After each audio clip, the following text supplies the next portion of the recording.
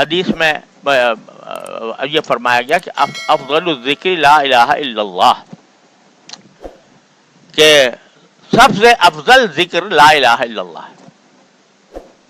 وہ کیوں؟ تاکہ یہ توحید کا عقیدہ صرف عقل اور دماغ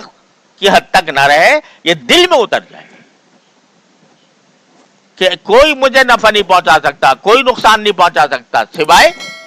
اللہ تبارک و تعالیٰ کا۔ اور جن کے دل میں یہ بات اتر جاتی ہے، اللہ تعالیٰ ہم سب کو ایسا بنا دے اپنے رحمت سے، تو واقعتاً ان کو کسی کا رعب، کسی کا ڈر، کسی کا خوف نہیں ہوتا، ان کو صرف ایک ہی کا خوف ہوتا ہے اور ایک ہی سے امید ہوتی ہے۔ جو کچھ دے گا وہ دے گا، اور جو کچھ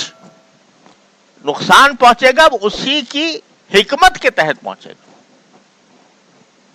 تو جب بندہ اس درجہ پہنچ جاتا ہے کہ بھئی میں اللہ تبارک و تعالیٰ کا ذکر اس کے دل و دماغ میں پیوست ہو گیا، تو پہلی بات تو یہ ہوئی کہ دوسری دنیا پیچھے چلی گئی، اللہ جل جلالہ کے ساتھ تعلق وہ آگے آ گیا، تو انسان کو گناہوں سے بچائے گا، انسان کو جرائم سے بچائے گا، انسان کو انسانوں سے ڈرنے سے بچائے گا۔